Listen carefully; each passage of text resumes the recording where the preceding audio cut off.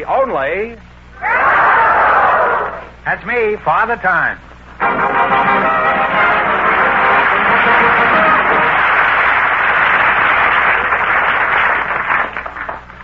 Hi, audience. Well, here I am again with 1,500 smackers for one of our couples. And if any of them say the secret word, the duck won't come down and pay him $100. The word tonight is tree. Oh, boy, he's in full swing again now. Okay, Duck. The frost is on the pumpkin. Head south, will you? Mr. Fenneman, take him with you. We have a couple of people who aren't married, Groucho. Are you related to this duck? No, I don't believe so. There is a resemblance. I was going to say we have a couple of people who aren't married, Groucho. They're Miss Zale Perry and Mr. Bill Rudder. They've never met each other until just now. So, folks, you come in, please, and meet Groucho Marx. Say the secret word and divide $100. It's a common word, something you see every day. Zale Perry and Bill Rudder, eh? And, well, we'll have to go at this thing alphabetically. I'll begin with Zale. What kind of a name is Zale? Zale's a nickname, Groucho. Oh, it's not like red Zales on the sunset, huh? Are you related to Tony Zale, the prize fighter? No, I'm not. It's a nickname for Rosalia. For Azalea? Yes. Oh. And it was slowly shortened to Azalea, Zalia, and then finally Zale, and that stuck with me. Well, it's a lovely name and most unique. How old are you, Azalea? I'm 21. 21. Well, that's a unique thing, too. We don't often have any girls at your age around here. They're usually around 100 by the time I get them. Let's see, you're Bill Rudder, eh? Yes, sir. Does anyone ever take you for Phil Silvers? Oh, yes, they do, Groucho. I'm known as the poor man, Phil Silver. See, I don't have his money. Oh. Well, who does, you know? Huh? I don't know. What is your line of work, Bill? Oh, I've had many jobs, Groucho. I've worked as a grocery delivery man. I've delivered circulars. Do you have a job now, Bill? I have a part-time job now, delivering telephone directories.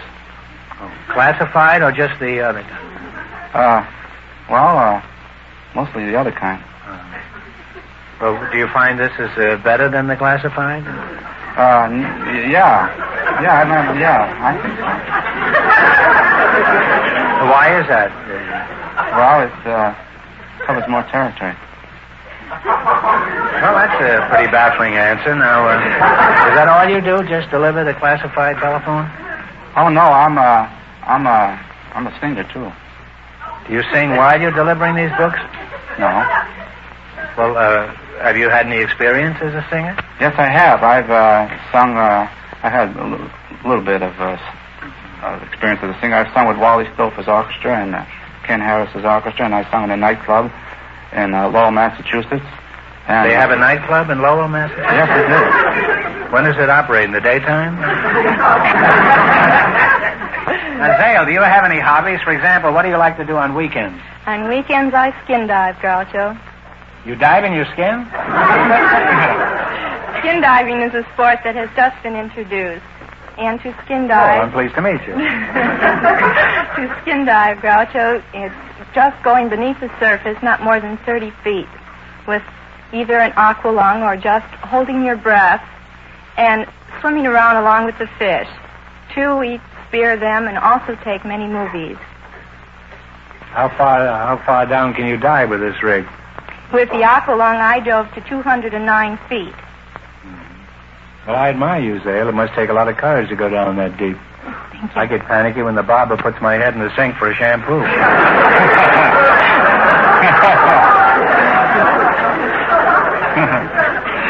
Isn't that getting in pretty deep for a young girl like you?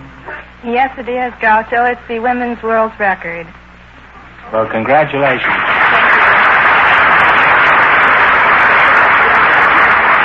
Let me shake your hand, Zale. Zale. Zale. I've always wanted to meet the girl who's sunk lower than any other woman in the world. You know, last October, we had a woman on our show who's been higher than any other woman in the world. Did you know that? No, I Her name is Mrs. Dianfirth, I think, some name like that. She climbed some mountain in China. Now, if we could only get a woman who's never done anything, we could close for the season right now. Well, it's been a devastating experience talking to you two. Now let's see how much money you can win. You're going to play You Bet Your Life. Now, we start you off with $100. You try to increase your bankroll by answering 4 questions. You understand that? Yes. Okay. Now, you selected capitals of foreign countries. What are you going to start? $100. $100. Well, you are the one, Zale. Huh? All right. What is the capital of Ethiopia? Addis Ababa. Addis Ababa's right. Addis Ababa. Off to a good start. You have $200. Hey, you really are a courageous one, you two. Now you have how much? $200. $200. Now what are you going to do? 90. Fine, 90. Okay, 90. What is the capital of Venezuela? Caracas. Caracas is right, huh? You now have $290. 80. Okay. 80's fine. Yeah, 80. Okay. What is the capital of Romania? Bucharest. Bucharest is right. I have $370. Now, what are you going to do this time? Here's your last chance to beat the other couple. Yeah, that's fine. 70. $70. What is the capital of Panama? Panama.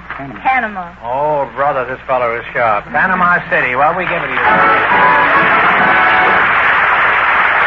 And you wind up with $440. Thank you very much.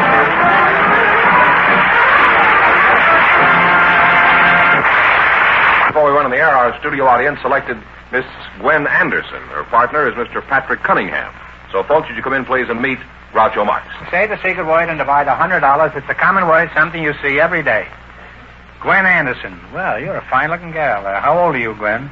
29. 29. Mhm. Well, you look pretty good for 29. Even look good for 39. You have a husband, eh? Oh, yes. What sort of work does your husband do? Well, he's an electronic technician at Hughes. You have a job? Yes, I'm a crane operator, Groucho. You're a what? I'm a crane operator. Crane? You mean with birds in the zoo? No. I run an electric overhead bridge crane. And you operate on these cranes? Well, we pick up... Steam shovel, you mean? No, it's not a steam shovel. It's a crane. And we pick up different shapes and... Crane in Jewish is horseradish. Did you know that?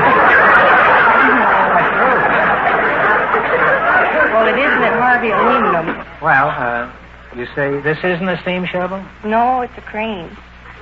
Well, what is the difference between a crane and a steam shovel? Well, a steam shovel runs on the ground and scoops stuff out from the ground, and the crane runs up in the air, picks stuff up on top of the ground. Well, do you ever get butterfingers and drop a ton or two on somebody's foot? Well, I've never dropped anything with the mansaver, but I've dropped stuff with the bells. However, sometimes you pick up something more than you want. No, I've done that frequently. It's always ended disastrously for me. Well, now, let's see. Who are you again? You're Gwen Anderson, huh? No, I'm Pat Cunningham. You're Pat Cunningham. Well, who's Glenn Anderson? I think this young lady... Oh, you're Glenn Anderson. Oh, it's Gwen Anderson. I thought I was talking to him all the time. Boy, you certainly can get confused up here. Well, you're a handsome and patient young man, and if you ever like a ride on a crane, I'm sure we can arrange it. How old are you, Pat? I'm 28 years old. Yes. 28. Are you married? Not yet, no. Now, what sort of work do you do, Pat? Well, Groucho, I own and operate a sporting goods store, and I'm a bullfighter. You're a bullfighter? Yes. In the store, you have a bull? Or... Not in the store, no. Is this true? Yes, sir. I've been fighting bulls for 2 years. I started over in Spain last year. Well, that's a fairly normal job for a young man at 28, especially if he has no desire to be 29. Well, how did you happen to become a bullfighter? Did you get tired standing in line at the butcher shop? No, I went down to Tijuana, and I met some people down there, aficionados, and I met some matadors down there, and I got interested in it from there. I didn't decide just like that. It took me a while, and... Well, what happened then? You rushed out and kicked the first billboard with Elsie the cow on it, huh? No, I went over to Spain, and Seville, that's where I went. You went in the civil service? Well, Well, I've been to bullfights in Mexico City. I never understood why they cut off the bull's ear. Could you explain that? Yeah, it's an award that they give. For example, if the bullfighter is done well. This is after the coup de grace, of course, huh? Yeah. Well, see, it depends a lot on the kill, too. I mean, if he kills on the first thrust and has a pretty good faena, that's with the muleta and with the cape or capote, they'll probably give him an ear. And it progresses. If he does exceptionally well, they give him 2 ears, and if he does sensational, they give him 2 ears and a tail, and if he almost commits suicide, they throw in the hoof. They give him the ears, the tail, and the hoof. Now that's life. You knock yourself out and wind up with a couple of ears, the tail, and the hoof. And 2 guys named Armour and Swift, who had nothing to do with it, get the stakes.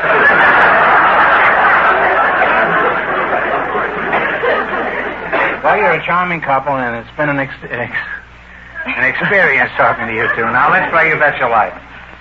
In the race for the $1,500, the first couple won $440, and the secret word is tree. You selected sports, and this you ought to be easy. Good for you. You have a sporting goods store. Remember, the more the question is worth, the harder it is. Now, one answer between you on everything. Now, what do you want to start with? Start at 50. 50. In golf, when a player finishes a hole in 1 under par, what do you call that score? That's a birdie. That's right. A birdie is right. You now have $150. Now then, what are you going to go for? 60. 60. The fastest recorded time for a certain track event is 3 minutes, 58 seconds. What is the event? The mile. The mile run with Vanity. You now have $210. Now then, $210, what are you going to go for? We'll go for the door right now. 70? 70. All right. 70. What famous racetrack is located in the Miami area? Santa something. Wait a minute. Vilmar? No, Hialeah. You lost half your $210. You now have $105. Okay, now don't get discouraged. 80. We'll take the 80. $80. In what sport is Olympic champion Pat McCormick famous? Well, that's a girl bullfighter, but this is diving. Swimming and diving is correct. And you wind up with $185.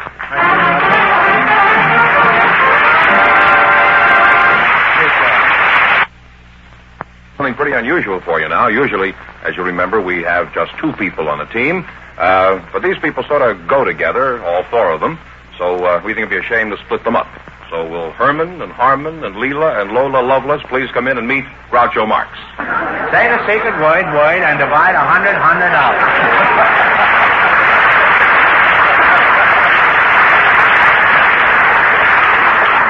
It's a common, something, you, C, every day. George, you're kidding. There's no such people as these. Would somebody mind tell me what's going on here? Speak up, somebody. We're 2 pairs of twins. Twins married to twins. Could you identify yourselves and tell me who you're married to? Why don't you, on the end, you start. I'm Herman. You're Herman? I'm married to Leela. Where's Leela? I'm Leela, married to Herman.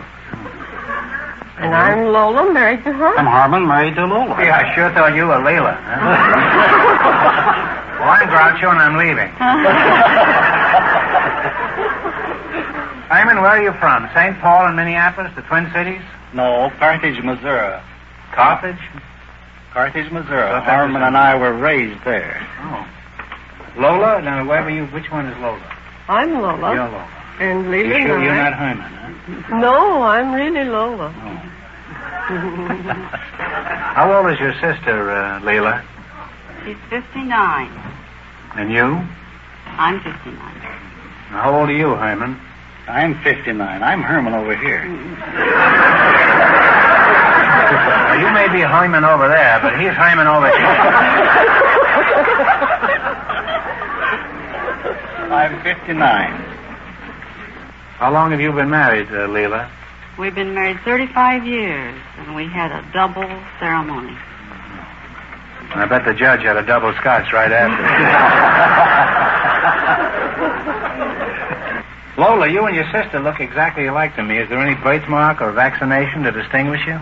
Yes, I have a vaccination scar, and she doesn't. She doesn't? She doesn't. Is Hyman aware of this? Well, I don't know whether Herman is, but Harmon's aware of it. Hyman, is that how you tell them apart? I'm Herman over here. You may be Hyman over there, but he's Hyman over here. If you want to be Hyman, you'll have to come over here. Everybody on this side is Hyman. What do you do for a living, Harmon? I'm a veterinarian. I work for the government. Oh, veterinarian. You never ate meat in your whole life? That's a veterinarian, not vegetarian. Oh. I don't hear very well. My glasses need fixing. Well, what is your job, Harmon? I'm Herman. And I am a veterinarian, too. I work for the government. We're all domed, I think. Leela, did you both live in the same town? Yes, we do, in Modesto, California, in the same house. Same house? In the same house. It's a good thing there's a vaccination there.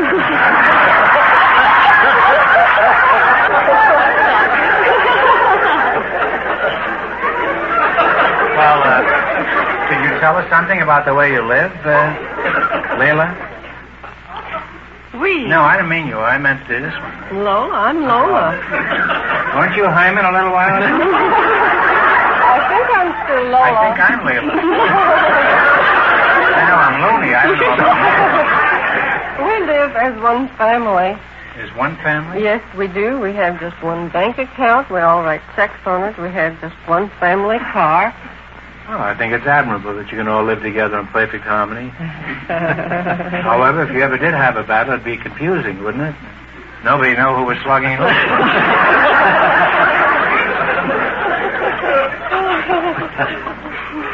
You know, they always say that variety is the spice of life.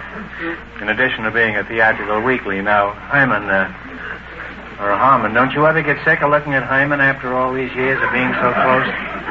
I'll be honest now. I'm Herman. I don't care who you are. Don't you get sick of looking at him? No, I think the Harmon's a very nice looking fellow. How about you? Did you get sick of looking at your brother? Oh, no, never. Well, what about when you shave? You don't need a mirror. You just stand in front of each other.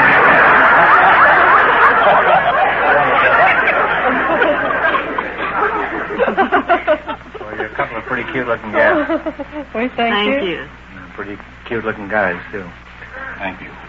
And now we're going to play You Bet Your Life. Do you all know how to play this game? Yes. I don't think it'd be fair to our other couples if all four of you had a crack at the answers. Why don't you elect two of you to represent all of you, and the other two can remain as the ambassadors or plenipotentiaries.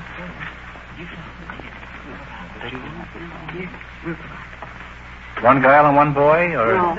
I think We're going to see. Well, we found out who the brains are in this family. They just passed off. Okay, you two are elected. Now, don't let them push you around at home anymore. You notice that they're relying on you. They don't know the answers. Think of the arguments there'll be in the next 20 years. All right, let's see how much money you can make. In the race for the $1,500, the first couple is still leading with $440. You selected the animal kingdom, and remember, the more the question is worth, the harder it is. And your partners, so one answer between you. All right, what do you want to start with? 10, 20, 30, all the way up to 100. The bigger the money, the harder the question. He wants to go $100. $100? Well, all right. What is the name of the gluttonous seabird used by the Chinese to catch fish? This is for $100. Talk it over. What is the name of the gluttonous seabird used by the Chinese to catch fish? Pelican. No, it's not a pelican. It's a cormorant. C-O-R-M-O-R-A-N-T. I know what they are. You lost half your $100. You still have $50. All right, don't get discouraged. Now, what are you going to go for? Let's pick 80. 80. What is the name of the aquatic bird of northern parts of the United States that has a weird laughing cry?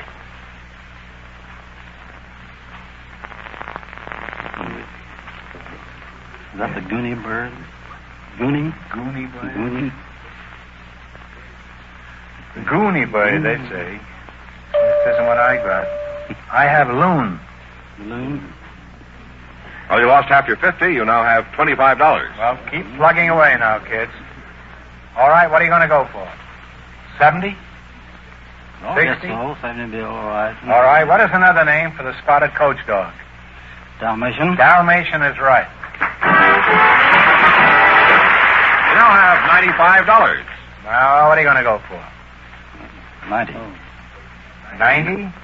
What is the name of the South American animal whose protection is a bony plate of armor? Some of them have migrated as far north as the United States. The armadillo. Armadillo is right. And you wind up with $185. Thank you, Sorry you didn't win it.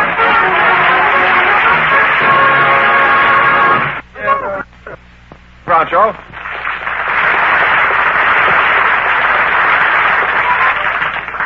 Here we go for $1,500. I'll give you 15 seconds to decide on a single answer between you. Think carefully and please no help from the audience. Scotland Yard is the famous criminal investigation agency of England. For $1,500, what is the famous criminal investigation agency of France?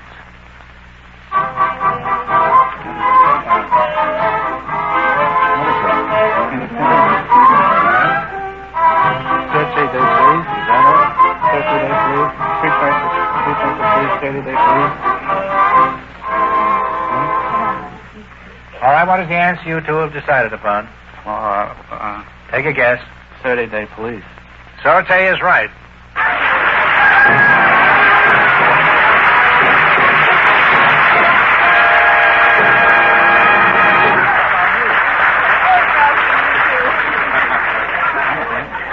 We're going diving tomorrow, huh?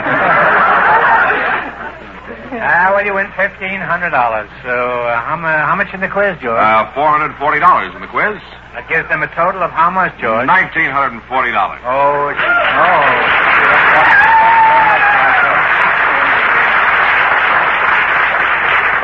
George, you're as sharp as a mushroom. Huh? What do you do with all that swag? You're going to split almost $2,000. Well, with my share, I would like to go to Paris and meet the first men fish, Cousteau and Dumas, and enjoy with them the Mediterranean. Too, if there's any left, I'd like to dive in the tropical waters. You mean with $1,000 you're going around looking for fish? Men aren't good enough for you, huh? What about you? What are you going to look for? Well, Grouch, I've been trying so hard to get into show business, and I've been trying to get an agent, and I just haven't been able to get one, so I've decided I'm going to take some of that money and open up my own record company, put my voice on record, and try to exploit myself.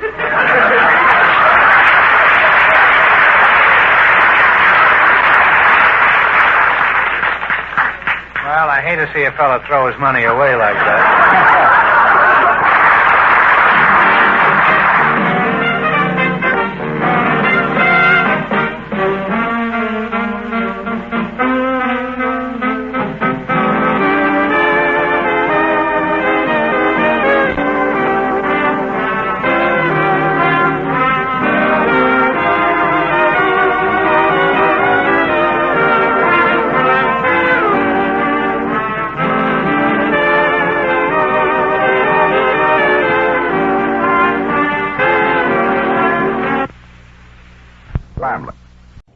Ladies and gentlemen, the secret word tonight is milk. M-I-L-K. Really? You bet your life.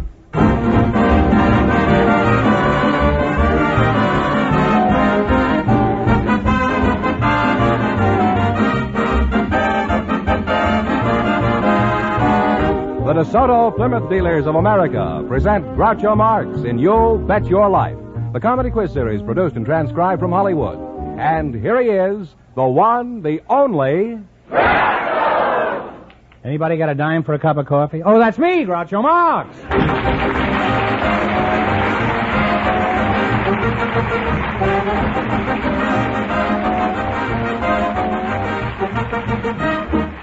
Thank you. Well, here I am again with $1,500 for one of our couples tonight. George Fenneman, who's first to try for it? A couple about to be married, Groucho. They were selected by our studio audience just before we went on the air. And here they are, Miss Marie Fortin and Mr. Harry Chauzet. Meet Groucho Marx. Welcome for the DeSoto Plymouth dealers, youngsters. And if one of you says the secret word, he wins $100 in cash instantly.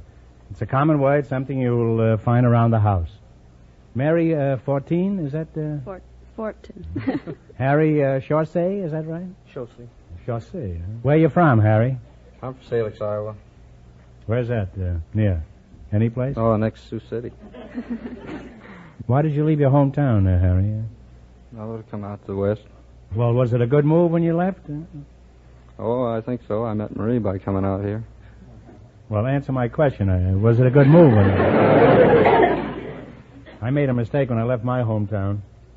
If I hadn't made the mistake, I wouldn't have had to leave.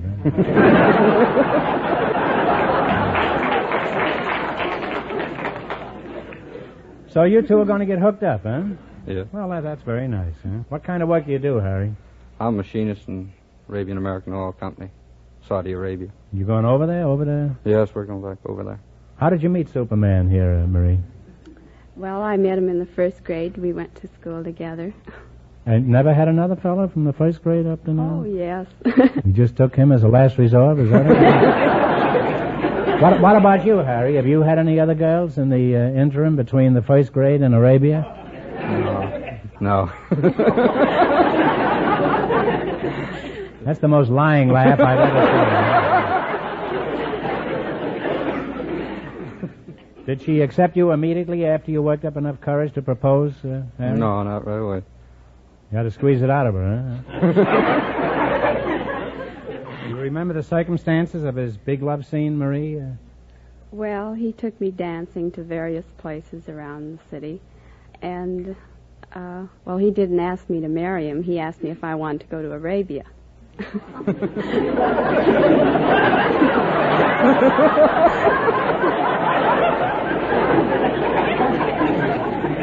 That's certainly a roundabout proposal if I ever heard it. Driving, I must try that sometime. Driving with a girl in the car and you say, how'd you like to go to Arabia? And what is there about Romeo that caused you to fall in love with him? Oh, his charming personality. Could you give us an example of your personality? Just stood and grinned at her, eh? Well, he seems like a very nice fellow, Marie. Now, what do you like about Marie, Harry? I guess it's her sense of humor. She has a good sense of humor? How do you know? She always laughs at my jokes. How do you know she's laughing at your jokes?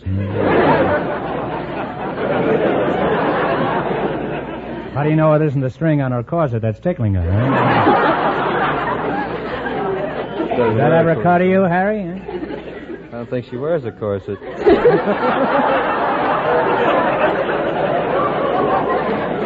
You don't think she wears a corset? Eh? You're taking this girl all the way to Arabia and you're not sure whether she wears a corset?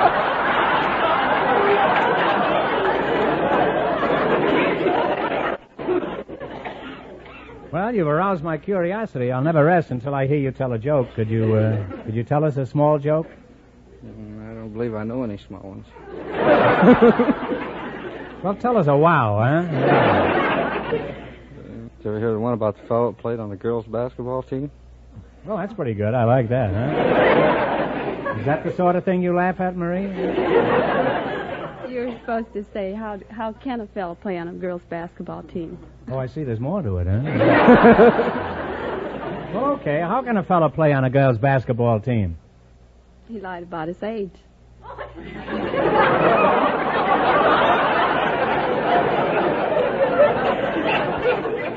That'll certainly kill him in Arabia, then.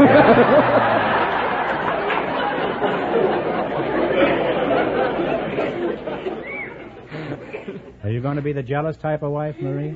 No, I don't think so. You won't mind if he steps out with another gal occasionally, eh? Oh, he wouldn't do that.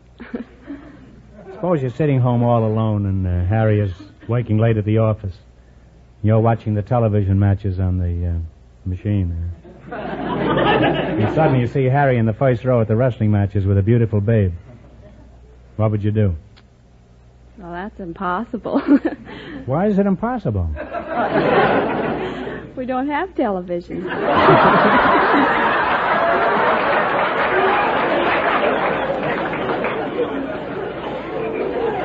This is beginning to sound like Burns and Allen.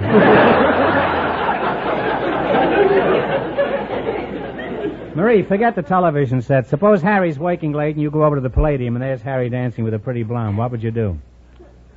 Oh, I'd walk up to him and ask him to explain. Well, that's very logical. There's only one thing that puzzles me. What are you doing at the Palladium while he's... Well, you're both very nice kids, and inasmuch as you'll soon be married, in just 1 minute you're going to have a chance to make $1,500.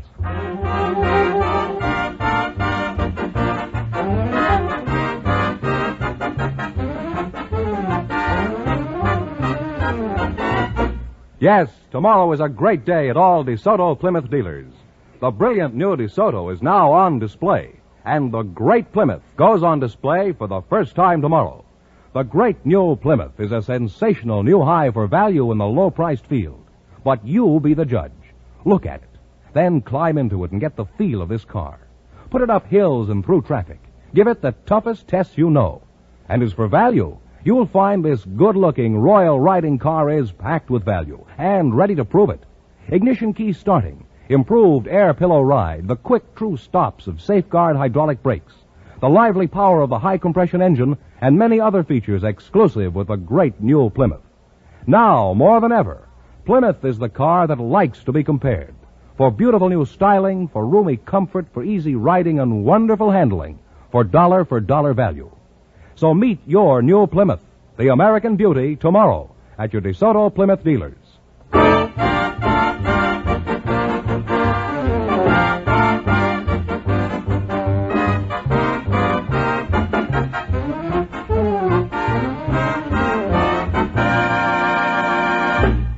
Let's see if a couple of youngsters about to be married are going to get the DeSoto Plymouth $1,500 question. Fenneman, explain the rules. Each of our three couples has $20.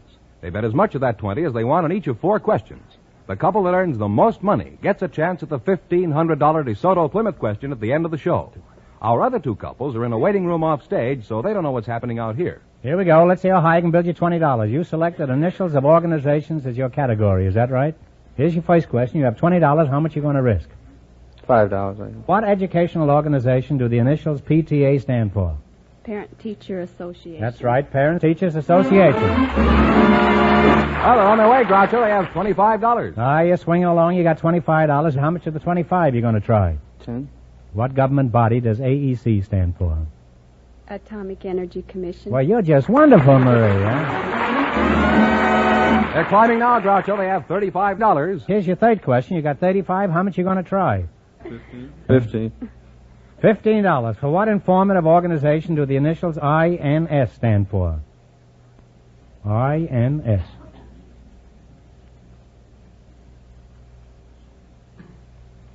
Take a stab. I don't believe I know that. Oh, I'm sorry. It's International News Service. They now have $20, Groucho. All right, you now got $20. Here's your last chance to beat the other couples. How much of the 20 are you going to try now?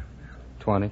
What labor organization do the initial CIO stand for? Congressional Industrial Organization. That's close enough. Congress of Industrial Organizations is close enough. And they wind up with a total of $40. Thanks and good luck from the DeSoto Plymouth dealers. Now, don't sneak off to Arabia yet. You still might get the chance at the big question. Groucho, George? The secret word is still milk. Perhaps our next couple will say it. Just before we went on the air, our studio audience selected a house mover, Mr. Ab Wilson, and his partner is a housewife, Mrs. Pat Johnson. And here they are. Folks, meet Groucho Marx. Welcome to You Bet Your Life. And if one of you says the secret word, he wins $100 in cash instantly. It's a common word, something you'll find around the house. A house mover and a housewife, eh? Mrs. Johnson, I'll bet you're the housewife. Is that right? That's right. And where are you from, Mrs. Johnson? I'm from Denver, Colorado. You must be the house mover, eh? Yeah, I'm the house mover. I'm the big boy.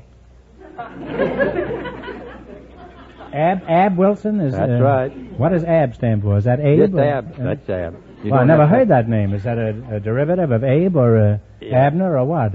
Well, I guess it would be, you know. You take a house mover, the less material you have, the better off you are, you know. What is a house mover? Do you move houses? Yes, sir. You move whole houses? Whole houses, yes, sir. Where are you from, Ab? Waxahachie, Texas. Is that near Nacogdoches? What is the biggest hazard in your profession? Is it housemaid's knee? Well, no. It's going up or down a hill, you know, and break loose, you know, and get away. What do you do when they break loose? You stand there with your fingers in your ears and your eyes closed? What happens to the occupants when you move a house? Do they just pitch a tent by the side of the road and until you're through? No, they can live right on in the house.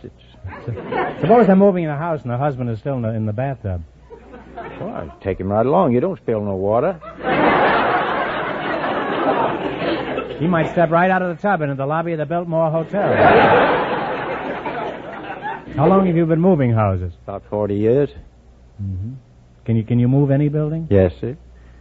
Could you move the Empire State Building in Chicago? I could if it wasn't for the wind. You could move the Empire State Building in Chicago? If it wasn't for the wind, yes. Wouldn't be easy, you know. It's in New York, the building. It doesn't make it be a little windy. Well, I suppose many unusual things happen to you in your business. Oh, yes. Could you remember any outstanding experience that you care to relate? No more than I got to move the wrong house on the right house on the wrong lot, you know. What was that, you? I could move the house on the wrong lot. Not exactly the wrong lot. I just got the wrong house on the right house on the wrong lot. See? What do you mean? You moved the lot over to the wrong house? To the wrong lot. Then I had to get it off before the man caught me, you know. Well, let's start over again, huh? Okay. Could you move the Empire State Building in Chicago? I could if it wasn't for the wind.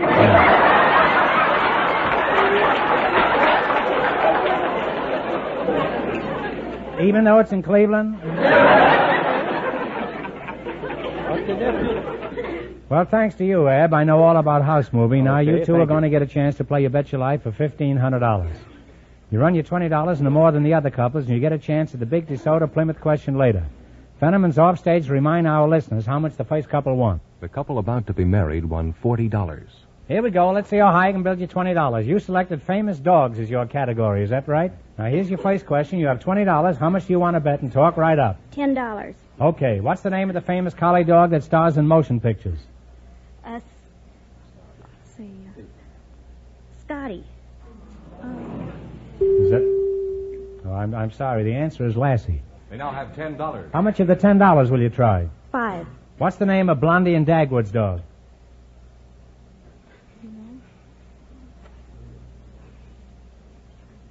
Well, I'm sorry, it's Daisy. I wanted nursery rhymes, but that had already been taken. Oh, I see. Well, that's a shame. They now have $5, Groucho. Well, you've only got $5, and here's your third question. How much of the 5 will you try? 3. What's the name of Mickey Mouse's dog? Do you know? Don't they have any dogs in Denver? The dog's name is Pluto. They now have $2, Groucho. Well, now you're only down to $2. How much of the $2 you going to try? $1, I guess. $1. All right. What's the name of the late President Roosevelt's late President Roosevelt's little Scotty? Now, that's been in the papers for a long time. Well, I'm sorry. It's Falla. I'm going to give you one more chance to make some money. It's not going to be so easy, so think hard now, and no help, please. Who is buried in Grant's tomb? Grant. General Grant is right.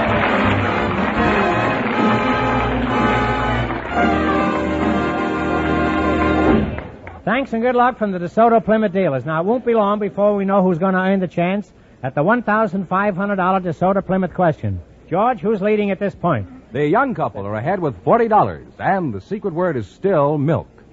Just before we went on the air, we went looking through our studio audience for the parents of the most children.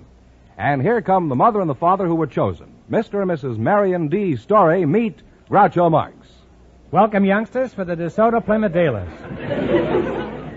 And if you say the secret word, you win $100 in cash instantly. It's a common word, something you'll find around the house. Mr. and Mrs. Marion D. Story. Marion? Which one of you is Marion? I am. I thought you were already married. Well, that was a whirlwind courtship, Mrs. Story, your first name is Charlotte, is that right? That's right. Charlotte, huh? Where are you from, Charlotte? Bakersfield, California, about 100 miles north from here. Marion, what do you do for a living? I'm a sign painter. Sign painter, huh? How'd you meet Indian Sign here, Charlotte? Oh, I met him on a boat, and it was raining real hard this night, and he said, would you share your umbrella with me? And I said, sure. And so... and so... That's a pretty corny approach there, Marion. It worked. How long have you kids been married? 28 years. Well, you're a fine-looking couple.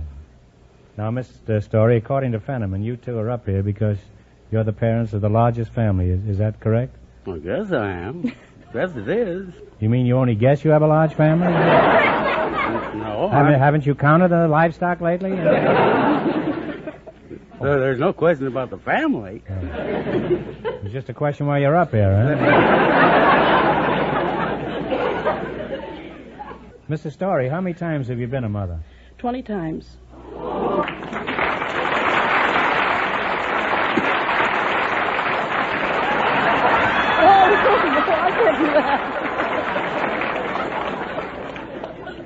Is this really true? 20 children, Marion? That is true, 20. Just what she said. Yeah. Apparently nothing's happened in the last few seconds, anyway.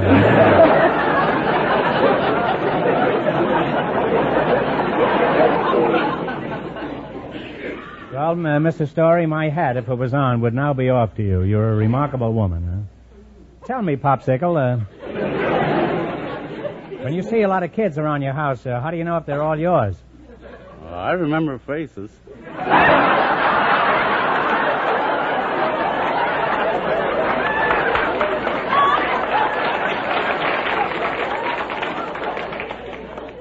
You never forget a face, eh? Could you give us the names? Could you reel them off for me? Well, I'll start with the twins. There's Jean and Jane and Jimmy and Jeanette and Gary and Sherry and Eileen and Arlene. That's twins, 4 sets of twins. Mm-hmm. There's 2 sets of girl twins, and there's 2 sets of mixed twins. Mixed twins, huh? Oh, and the others all goes by the name of Jean and Jane and Jack and Jacqueline and June and so on and so forth.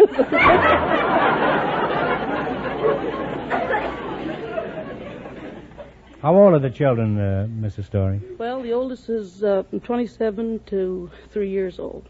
Mm. Have you ever thought of adopting any children? No, it never occurred to me.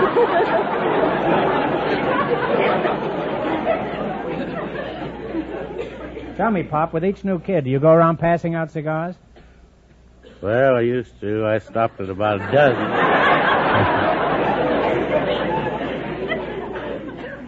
What do you pass out yourself now, is that it?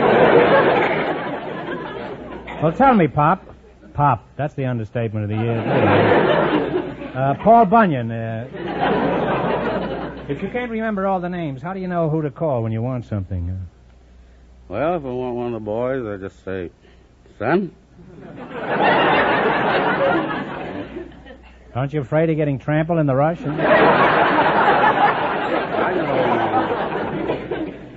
Now, what kind of living quarters do you have? The Hotel Bakersfield? No, we have 2 acres, and we have a 10-room house, and 2 showers and a bath. And do you have a cop in the hallway directing traffic? Well, with all these income tax deductions, how do you make out around March 15th, Pop? Well, I haven't paid income tax for years.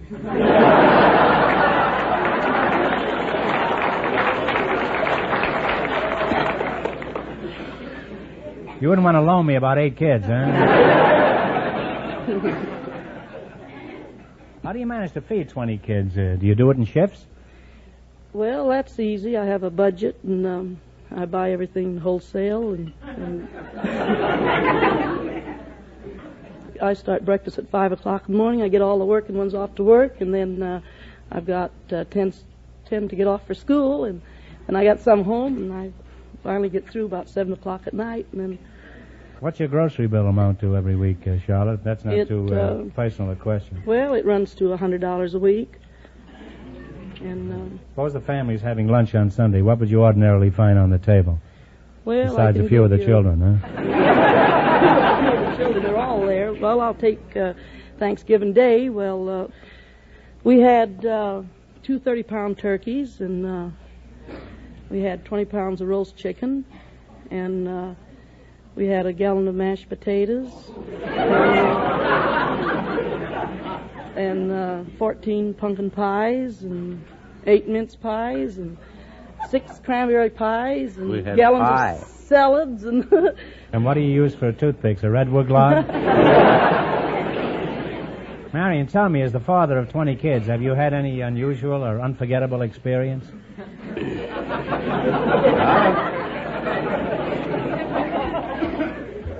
I've had lots of unusual experiences. We were living in Sacramento, and coming into the hospital, we had to borrow our neighbor's car because ours was broken down. Should have had a DeSoto.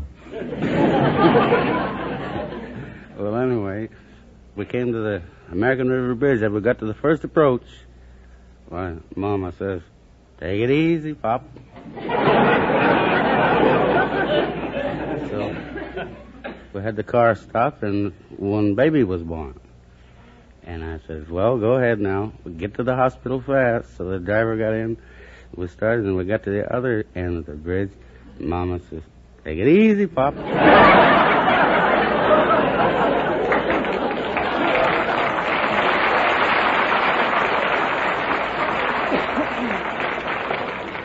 That's why they call them suspension bridges.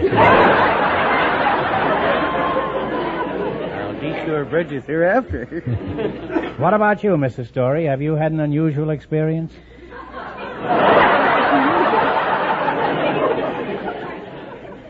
well, when Jerry was born, What number was he? Do you remember? well, he was number 12. Number 12. I remember that very clearly.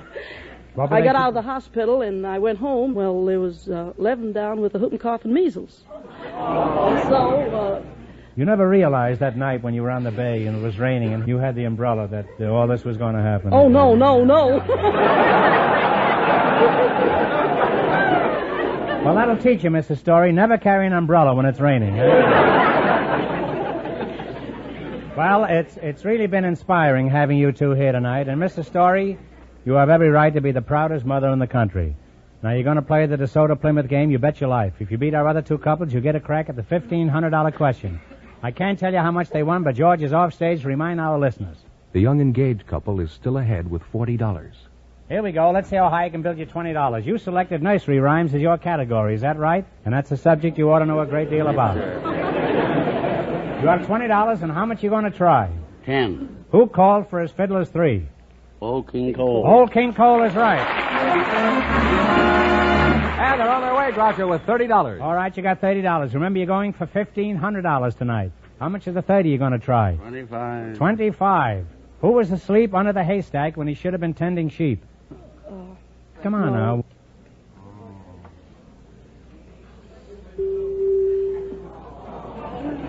Oh, I'm sorry. It's a shame, but it was Little Boy Blue. Very easy to get confused on that. They now have $5. Oh, you're all the way down to $5. All right, now. Here's your third question. You got $5, and how much you going to bet? $5. Who picked a peck of pickled pepper? Peter Piper. Peter Piper is right. On the way again, they have $10. All right, now you got $10. Here's your last chance to beat the other couples. How much of the 10 you going to bet? All of it. All right, who fell down the hill and broke his crown? Jack. Jack is right. And they wind up with $20. And that means the young engaged couple gets the chance at the DeSoto Plymouth $1,500 question.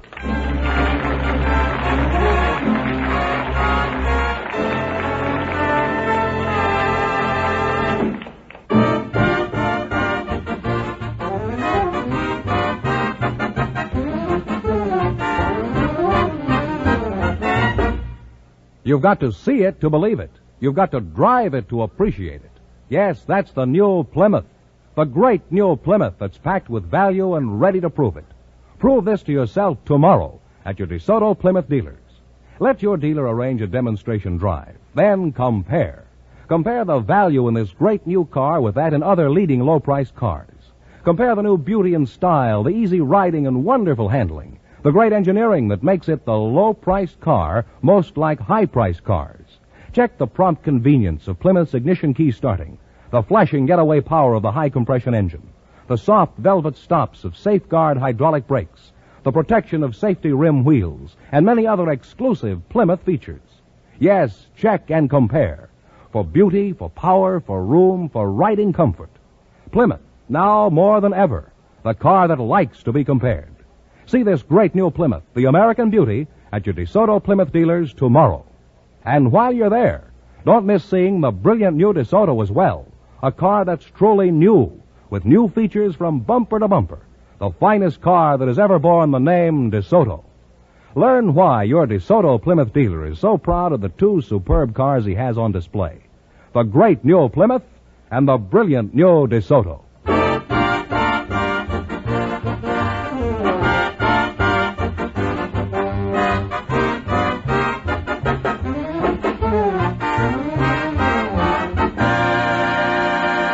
And here's the young couple all ready for the DeSoto Plymouth $1,500 question, Groucho. All right, here we go for $1,500. Ready? I'll give you 15 seconds to decide on one single answer between you, so think carefully and please, no assistance from the audience. Here it is. Frederick Augustus Bartholdi was a famous French sculptor. His best-known work is well known to all of us. What is Bartholdi's great work?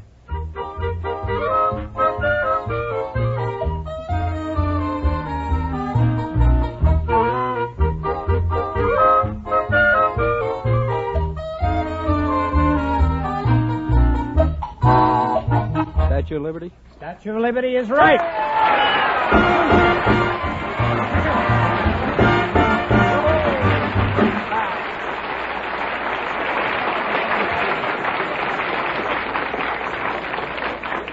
That's right. You win $1,500. You had the right answer. What are you going to do with all that money?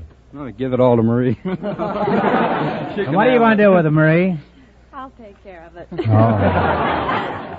Congratulations from the more than 3,000 DeSoto Plymouth dealers from coast to coast.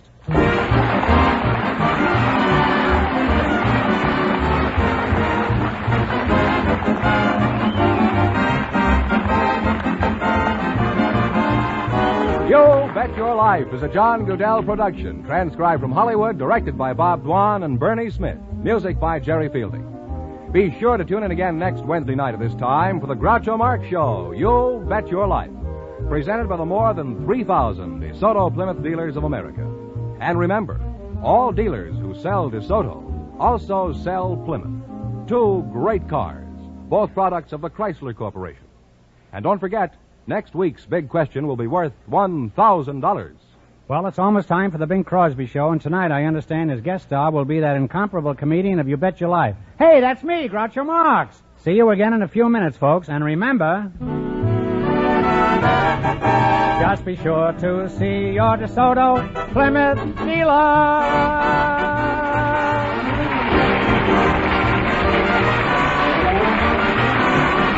Here's a tip from the National Safety Council.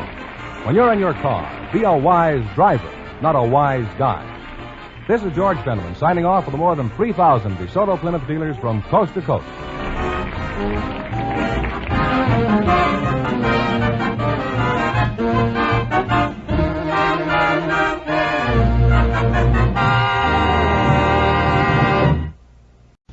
Ladies and gentlemen, the secret word tonight is spoon. S-P-O-O-N. Really? You bet your life!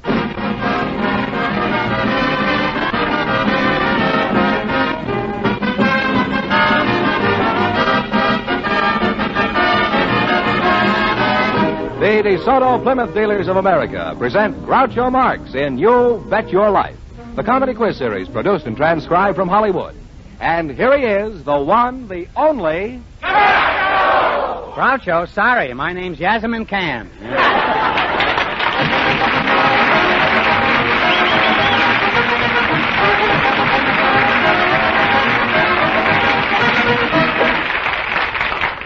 Thank you. Well, here I am again with $1,000 for one of our couples tonight. George Fenneman, who gets first whack at it? Just before we went on the air, our studio audience selected a bouncer from a dance hall and an accountant.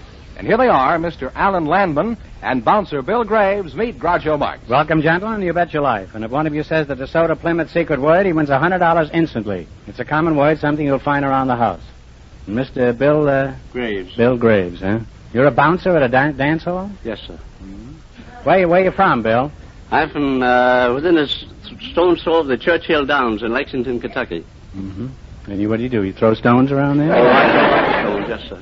Bookkeeper, Alan Landman? Yes, sir. I'll just call you Bookie, huh? No, You're not a bookie, huh? Well, I better call you bookkeeper, is that right? no, that's not right either. I'm an accountant. You're very hard to please, aren't you? I'll call you Count, is that all right? Or Int. I was Int, huh? Tell me, Count, what do you do as an accountant?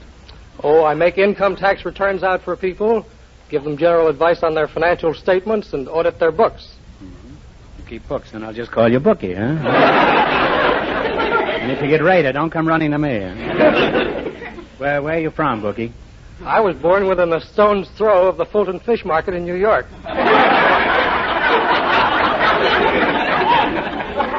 You were born near the fish market, huh? That's right. And how long did you flounder around there before you... Al Smith was born around there, wasn't he? Oh, that's right. What's the most common bookkeeping error you find in your work, Mr. Landman? I would say transposition. Well, you'll have to say more than that. I mean... That left me as cold as those stones where you were born with them. I mean transposition of figures. That is, writing $16,489.12 as $16,498.21. Transposing the figures in sequence. Well, I lost you a long time ago. And, Jersey Bounce, tell me, where do you work? I work at the Roseland Roof, 833 South Spring Street. Mm-hmm. And what is Roseland Roof? It is the finest taxi dance hall in the United States. I didn't know taxis could dance. We have some two-legged taxis that dance very well, sir. Some night if you're off and you have a moment to spare... I'm off every night, huh? I'd like to have you come down and visit us. Well, I'd be very happy to, huh? They strap a meter on me, I suppose? What do you do at the Roseland Roof, Mr. Graves? I'm the manager, the elevator operator, the policeman. I'm a union man. I work 8 hours in the morning and 8 hours at night. Did you figure that joke out on your boss's time? Or... Now tell me, Turkey Trot, how many girls work at your dance emporium? Huh? Between 75 and 100. Those are pretty loose figures to have on a dance floor. You handle figures too, don't you, Alan? Yes, sir. Mm-hmm. The figures you handle don't lie, I take it, huh? Oh, I wouldn't say that. You don't have to, I just said it. Huh? You ever run across cases of simple fraud? What's a good way to skin a widow out of her mite, for example? Well, you pad the figures on an expense account. Steady now, there. Well, you're a rascal, that's what you are. You pad the widow's figures? Well, how do you catch a crook like that?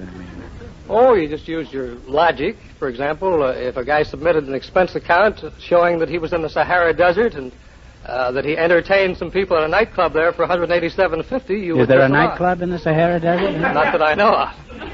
You mean this widow can only get cheated in the Sahara Desert? She can choose her own site. You mean it would take a lot of sand to skin her, huh? Now tell me, does anything exciting ever happen to an accountant? Well, something exciting happened to me once. I got into an airplane conducting 5 wooden packing cases that looked as if they might have contained cans of beans, and they actually had $1 million in cold, hard American cash. And did you have a gun with you? Yes, I did. I was in the Army as a dispersing officer, and I had a .45 strapped to my side. Have you ever had anything else strapped to your side? Some mustard plaster.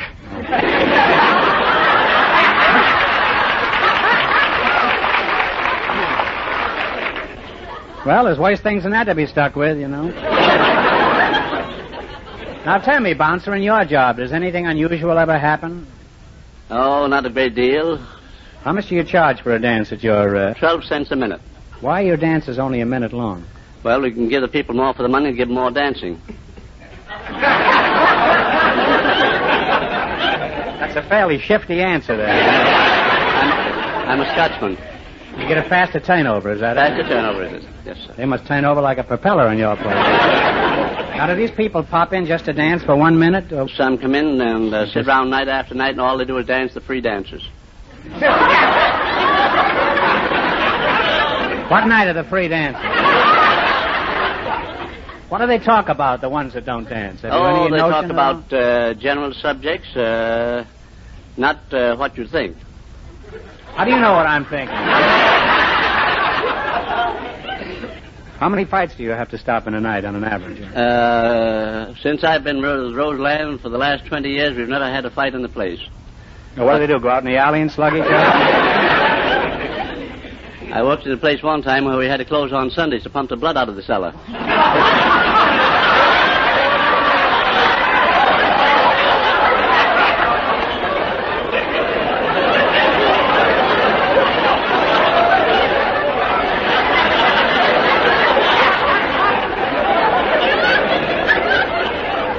You don't happen to remember what they did with the old blood, do you?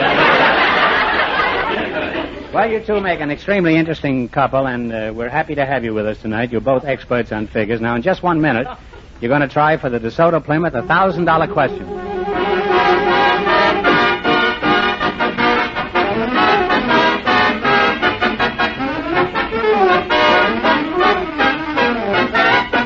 Just a week ago, the DeSoto Plymouth Dealers of America introduced the brilliant new DeSoto, the finest car that has ever borne the name DeSoto. It's a completely new model from bumper to bumper. From its beautiful new front grille to its wider rear end, here is the car that is styled for comfort as well as beauty. Every detail from DeSoto's rear window, which was made bigger and lower to provide greater visibility, to its smartly styled new steering wheel, from its bigger, softer pedal action brakes, to its beautiful new fenders that permit easier changing of tires, here truly is a new car in every sense of the word. A car bringing you richness of line that your family will boast of for many months to come. Economy of operation that your pocketbook will appreciate. Drive this great new DeSoto just once, and you'll thrill to it as thousands already have. Your DeSoto Plymouth dealer will arrange to have you drive it at your convenience.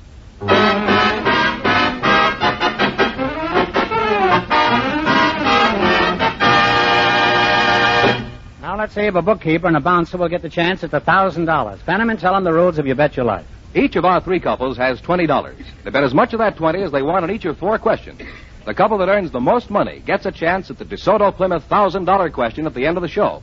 Our other 2 couples are in a waiting room off stage, so they don't know what's happening out here. Here we go. Let's see how high I can build you $20. You selected famous dates in United States history as your category. Here's your first question. You have $20. How much will you bet? $3.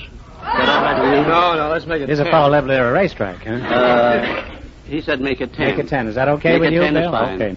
What happened on October 12th, 1492? Columbus discovered America. You said it right on the nose, Bill. And they're off to a great start, Groucho, with $30. Remember, you're going for $1,000 tonight. How much of the $30 will you bet? 20. Not $20, no. Make it 15. Make it $20, then all right. What happened on December 7th, 1941? That's a Pearl Harbor. That's right. Japanese attacked Pearl Harbor. They're climbing. They have $50. You're climbing. You got 50 smackers. Here's your third question. How much of the 50 are you going to go for? Well, we take, this time we'll plunge a little. We bet $35. So, you're going to bet $35. Okay, all right. What happened September 2nd, 1945? Was it VJ Day? VJ Day? You agree with that? Yes, you agree I do. with that? Well, that's right. Now they have $85, Groucho. Here's your last chance to beat the other couples. How much of the 85 will you risk? Let's try 75. $75. What far-reaching event happened on October 24th, 1929? The crash. The crash is right.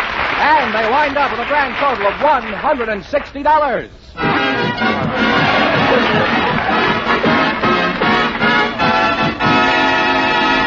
Thanks and good luck from the DeSoto Plymouth dealers. Now, don't run away. You still might be high tonight and get a crack at the big question. Groucho, the secret word is still spoon. I know that, George. Perhaps our next couple will say it, too. Just before we went on the air, our studio audience selected a chiropodist, Dr. Theodore Dale, And his partner is a housewife, Mrs. Sue Prosen. And here they are, folks. Meet Groucho Marx. All right, welcome, kids. Welcome to You Bet Your Life. And if one of you says the secret word, he wins $100 instantly. It's a common word, something you find around the house. Chiropodist and a housewife, eh? Doc Dale, is that the way? That's correct. What kind of a name is that? Is that Swiss? Well, it's leftover Piccadilly. I had some leftover Piccadilly tonight. That isn't my name. What do you mean leftover Piccadilly? It's English? Way back, the family's name was Piccadilly, and this was left of it. Where you from, Doc? Redondo Beach, California. Mm-hmm. Mrs. Sue Prosen? Mm-hmm. Where are you from, Sue? Boston. You're married? Yes. What does your husband do for a living? Building contractor. How did you meet your husband? My mother wanted to borrow a hammer. Your mother went to borrow a hammer? Uh-huh. And she borrowed it from a friend, and he had a son, only I didn't know he had a son. Who had a son, the hammer? No, it's very simple, really. The friend had a hammer. And that's how you nailed him? Yes. He came over and brought the hammer, and I wanted to get a dog. And when What's that? I wanted to get a dog, and when Instead of a hammer, you mean? Well, she wanted the hammer. I didn't. Oh. But when I saw this guy drive up, and he didn't have a very nice car, and I thought, well, I could ask him to take me for the dog because my boyfriend had a new car, and I couldn't ask him to take me for the dog. Why? Because he wouldn't let a puppy in his car. Well, when we got home, the landlady met us at the apartment, and she said, you can't have a dog here. Just a hammer, huh? So, very simple, really. He took the dog home with him. And on the way home, he said, if you married me, you could have me and the dog. And I said, well, for the dog's sake, I'd think about it. But it took the family 2 months to arrange the wedding. Had no place to put the dog, I suppose. No, his mother didn't want it. But we didn't get the dog. It got lost. Tell me, I want to ask you one question. What happened to this first schlemiel that you were going with, huh? Still around. The one with this brand new car that wouldn't let any livestock in it. What happened to him, huh? He still got the car. Still got the car and that's Yeah. all, huh? Mm-hmm. And you've got a hammer and a dog and a husband and everything, No dog. No Just dog. a cat. huh? Now you got a cat? Kids, too? Yes, 2 of them. 2 kids. And only 1 cat, huh? You ought to try to get another cat, huh? Cat to worry about. Either that or do away with one of the kids. Doc, how did you meet your wife? Did you have a hammer in your hand at the time? Oh, no, but I had a... Was she going around with some foot pad and you rubbed her out? What happened? Well, I was, as a student... I'll call you Piccadilly, huh? Piccadilly. Piccadilly, huh? I picked a dilly one night.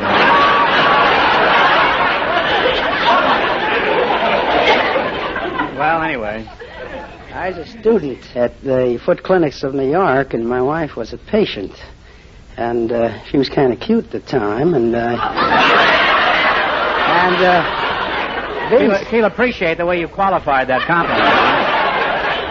Well, I suggested that, being that she had so much trouble with her feet... Did you write her any footnotes? No. And not at that time. Well, up to this time, you'd just seen her feet, is that right? That's right. Maybe that's the way it should be. Most fellas, they go around looking at a girl's face, you know. Maybe should they examine their feet, because in most cases, their feet are not made up. You know what you're getting, anyway.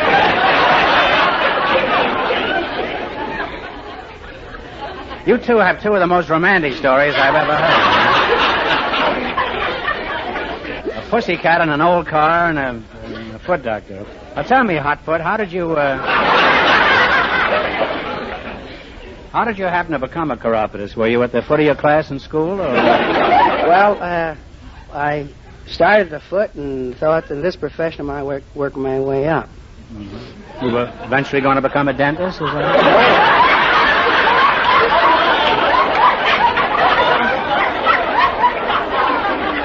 Become successful. Oh, I see. Why do so many people have foot trouble?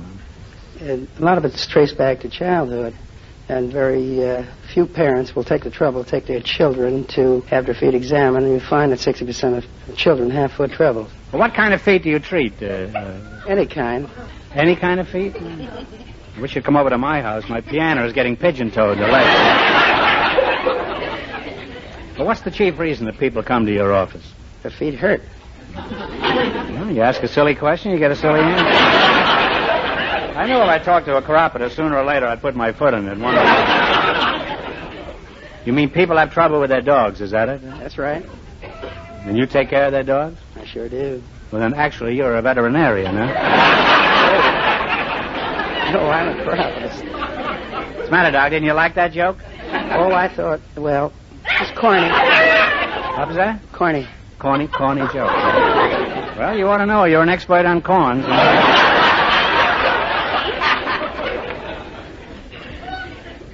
What are the most common foot ailments? Well, the most common we'd see would be halome mole, halome durum, and hallux Hello, my valgus. Molly, huh? Hello, my Molly. Hello, my daddy. Why, Joseph Howard sang that, and I wonder who's kissing her now, huh? You mean that's a foot disease? By the way, Doc, my wife's foot hurt quite a bit this morning. Could you suggest anything that might help? Well, if you tell me where it hurts. Well, it hurts in the seat of my pants. That's where she kicked me.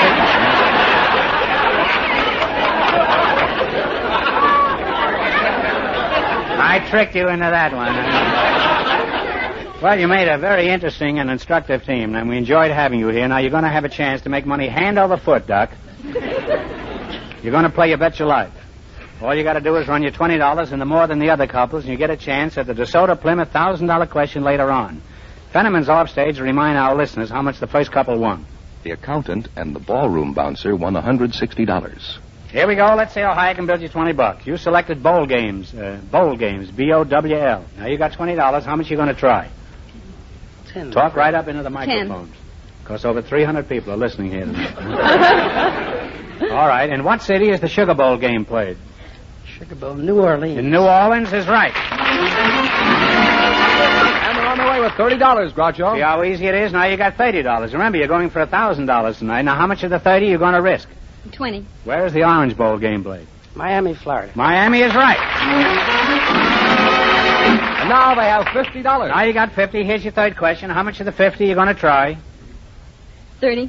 $30. In what city is the Shrine East-West game played? San Francisco. San Francisco is on the nose. They're climbing now. They have $80. All right, you're steaming right ahead now. Here's your last chance to beat the other couples. How much of the 80 are you going to risk?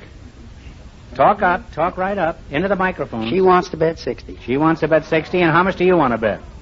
I'd rather bet the whole 80. You would, huh? Okay. You want to go whole hog? You're going for $80. In what island city is the Pineapple Bowl played? And Honolulu, Hawaii. Honolulu is right. And they wind up with $160.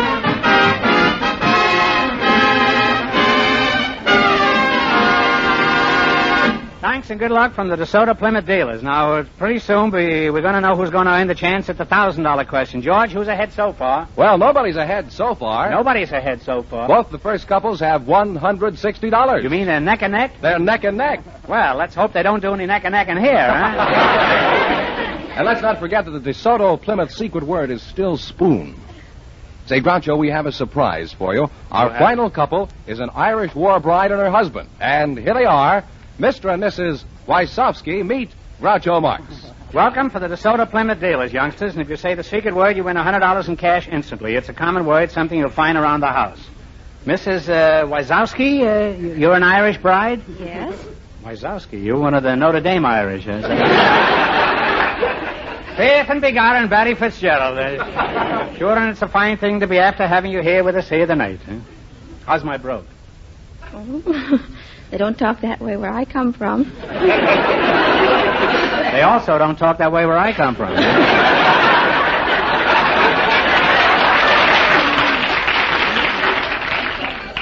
I must admit my brogue's a little rusty. Last night I had an Irish stew and somebody dropped a hot tamale in it. Joe Wysowski, huh? That's right. What sort of work do you do, Joe? I'm a mechanic with Lockheed Aircraft. Lockheed Aircraft? What part of Ireland are you from, Joe? Kewanee. Kewanee, Illinois? That's correct. And what part of Ireland are you from, Phyllis? Belfast. Belfast. How long since you've been in Belfast? About 5 years. You have no discernible brogue at all, do you? We don't talk the same way as they do in the side. In the south of Ireland? Mm-hmm. How long have you been an Irish war bride, Phyllis? Well, we were married the day after St. Patrick's Day in 1945. Do you have any little Irish males at home? No, I haven't. Have you?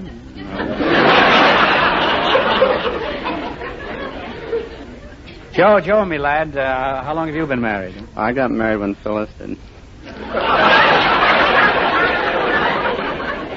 What were you doing in Ireland? Well, I was an aircraft mechanic for Lockheed. In Ireland? Yes. When you were courting Phyllis over in Ireland, where did you take her, Joe? Well, we went for an occasional walk, just show once in a while. Oh, now that you're an old married couple, where do you take her now for excitement? Oh.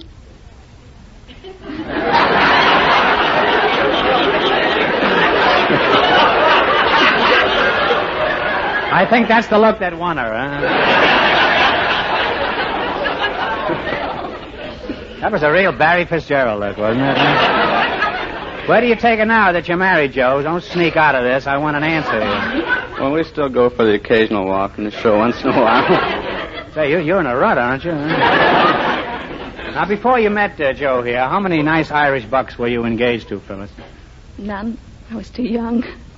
In Ireland, the girls don't get engaged, I suppose, until they're around 23, 24. Eh? That's right. And how long do the engagements usually last? Oh, about 3 or 4 years. Takes 4 years for a boy and girl to get acquainted in Ireland? It's obvious they don't have drive-in theaters over there. Over here, they have 10-minute intermissions at the drive-in so the kids can get married. Have you ever kissed the Blarney Stone, Phyllis? No, that's in the South. Well, since you never kissed the Blarney Stone, would you tell me how old you are? 27. Are you sure you haven't kissed the Blarney Stone? How old are you, Joe? I'm 35. Phyllis, how old do you think I am? And no flattery now. Oh, I'd say about 40.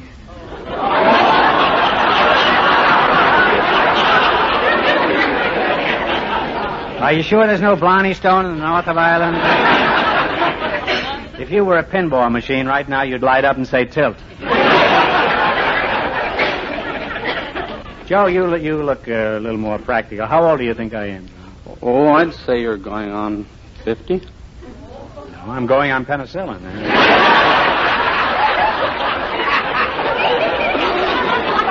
I grow my own, too. I scrape it off old moldy jokes.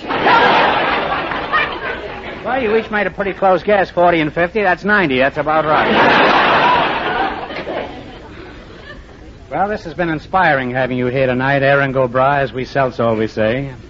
Now, you're going to play the DeSoto Plymouth game, you bet your life. If you beat our other two couples, you'll get a crack at the $1,000 question. I can't tell you how much they won, but George is off stage to remind our listeners. The first two couples are tied with $160 each. Here we go. Let's see how high I can build you $20. You selected capitals of states as your category. Is that correct? All right, you've got $20. How much are you going to try? 10. What is the capital city of Colorado? Denver. Denver is correct. And they're on their way with $30, Groucho. Remember, you're going for $1,000 tonight. How much of the 30 are you going to try? Talk right up, Joe. 20. $20. What is the capital city of Nebraska? Lincoln. Lincoln is correct. They're climbing. They have $50. All right, you got $50. Here's your third question. How much of the 50 are you going to risk? 40. $40. What is the capital city of Virginia? Richmond. Richmond is right. They're really on their way now. They have $90. Well, you're zooming along. You got $90. How much are you going to try? We'll try 80. You're going to try $80. What is the capital city of New York? Albany. Albany is right. And they wind up with $170. And that means that the Irish couple get the chance at the DeSoto Plymouth $1,000 question.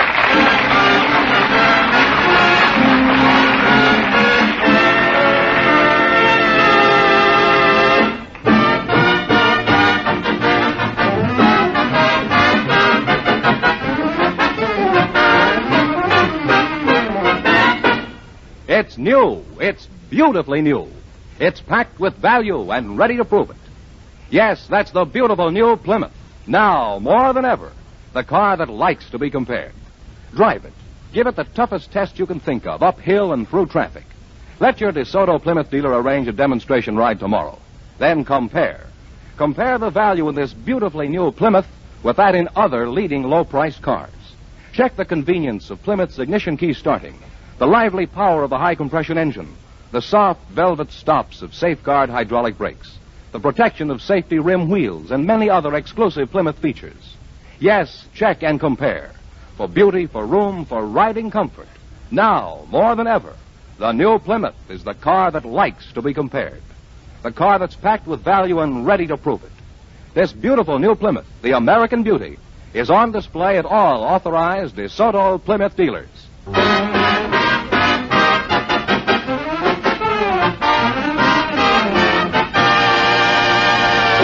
And here's the Irish war bride and her husband, all ready for the DeSoto Plymouth $1,000 question, Groucho.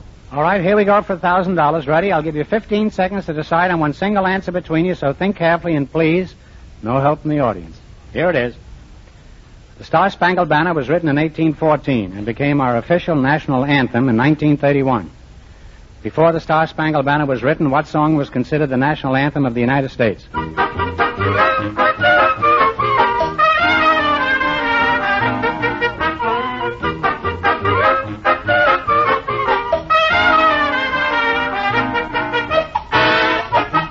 Okay, what's the answer you two have decided upon? I'm afraid I can't answer it. I'm sorry. The correct answer is Hail Columbia. So that means the big question next week will be worth $1,500. Well, you lost the big money, but you won $170 in the quiz. Congratulations and thanks to both of you.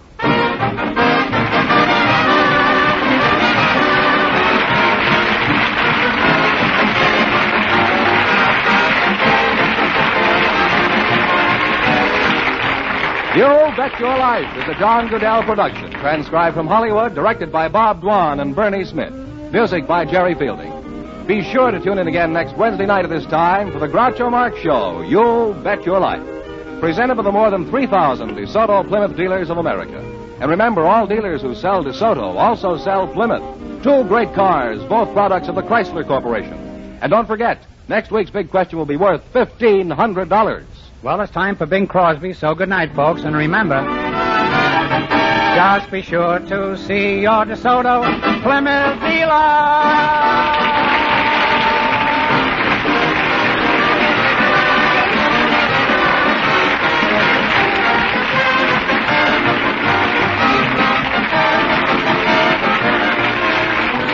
Here's a tip from the National Safety Council. It's good to be on time, but it's better to be safe.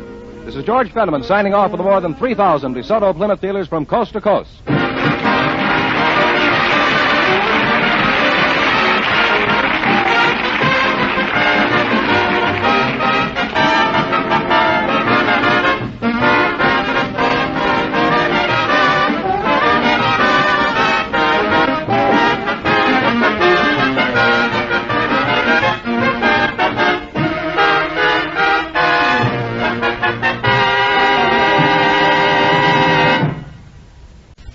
Ladies and gentlemen, the secret word tonight is sky. S-K-Y. Really? You Bet Your Life.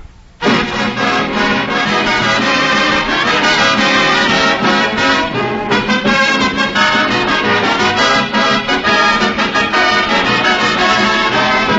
DeSoto Plymouth Dealers of America present Groucho Marx in You Bet Your Life, the comedy quiz series produced and transcribed from Hollywood.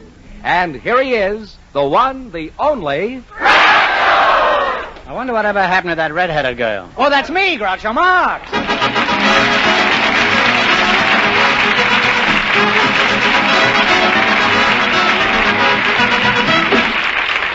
Thank you. Well, here I am again with $1,500 for one of our couples tonight. George Fenneman is first to try for it. Just before we went on the air, we asked if there were any young people present who'd like to get married someday. Now, our studio audience selected Miss Frankie Costelletto and policeman Bob Selman, and here they are. Folks, meet Groucho Marx. Welcome, kids, for the DeSoto Plymouth dealers. And if one of you says the secret word, he wins $100 in cash. It's a common word, something you see every day. Miss Castelletto? That's right. Frank? I'll call you Frankie, huh? Yes? Where are you from, Frankie? I was born somewhere on Brooklyn Avenue here in Los Angeles.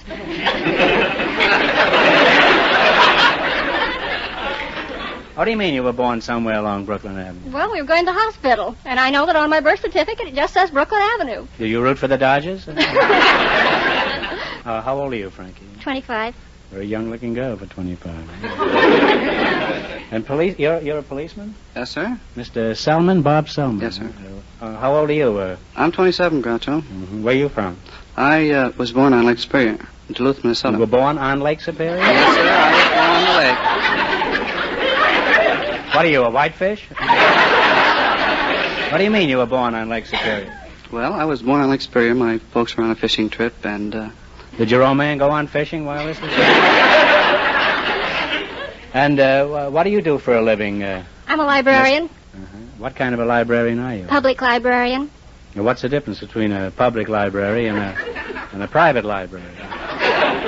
Well, I have a library at home. Well, when we I don't have any books in it, but good place to hide booze. And well, when we think of a private library... Do you think very often of a private Well, private libraries are usually corporation libraries. They have sort of a restricted clientele, but we like to see everybody at the public library. I always think of a private library, you know. I always think of a kind of an elderly man in a smoking jacket sitting there with a knife in his back. And,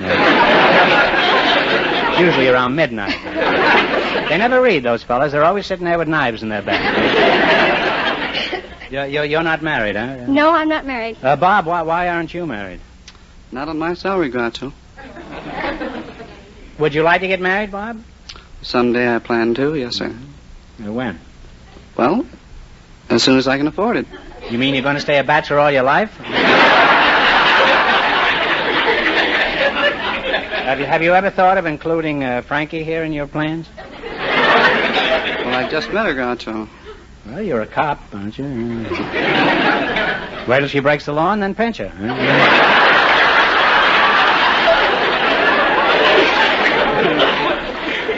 And Miss Castelletto will tell you a thing or two.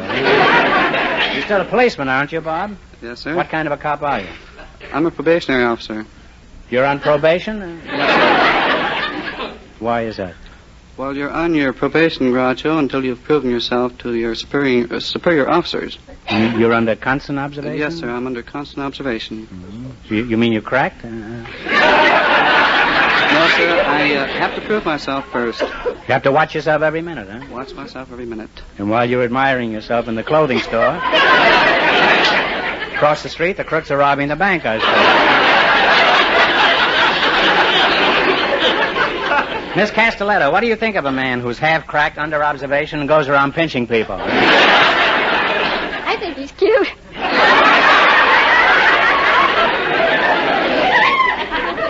I may be wrong, Bob, but it seems to me that you're more than casually interested in Frankie here. Why don't you ask her phone number? Go ahead. Don't be bashful. I already have it, Groucho. See, Frankie, the long arm of the law is slipping around your waist already. Frankie, truly, does he really have your phone number? Yes, Groucho. Why'd you give it to him, huh?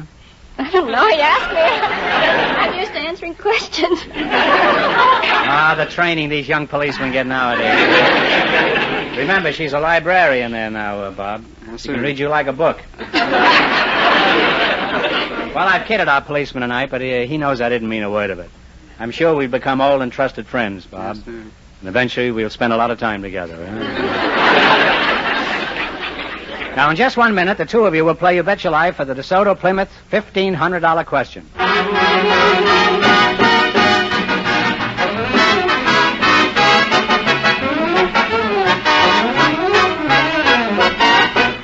Drive a DeSoto before you decide.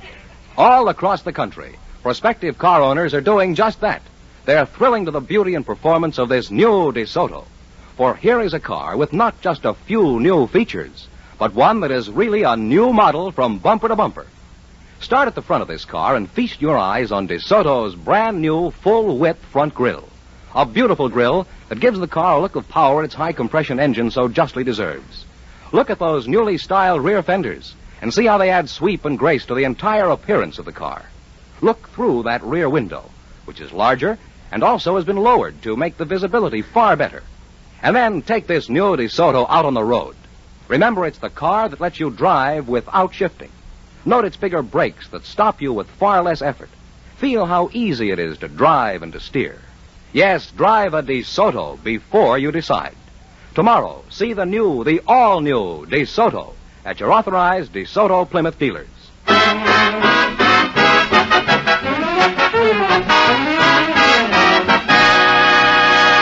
Now let's see if a policeman and a librarian will get the chance at the $1,500. Fenneman, bring them up to date on the rules. Each of our three couples has $20. They bet as much of that 20 as they want on each of 4 questions. The couple that earns the most money gets a chance at the DeSoto Plymouth $1,500 question at the end of the show. Our other 2 couples are in a waiting room off stage, so they don't know what's happening out here. You got nothing on me, Fenneman. I don't know what's going on out here either. Here we go. Let's see how high I can build you $20. You selected stars in current movies as your category. Is that right? Here's your first question. You have $20. How much are you going to try? 10. Who plays opposite Rhonda Fleming in The Great Lover? Bob Hope. Bob Hope is correct. And they're off to a good start with $30. Now you got $30. How much are you going to try? 10. Talk 20. Remember, you're going for $1,500 tonight. Who is the star of 12 O'Clock High? Gregory Peck. Gregory Peck is right. They're on their way now. They have $50. Here's your third question. You got 50. How much you going to try the 50? $30. Who plays opposite George Brent and Robert Young in Bride for Sale? Claudette Colbert. Claudette Colbert is right. They're really on their way now. They have $80, Groucho. How much of the 80 will you try? 20 enough? No, way up. 80. All of it? Okay. Who co-stars with Wanda Hendricks and Orson Welles in Prince of Foxes? Tyrone Power. Tyrone Power is right. And they wind up with $160.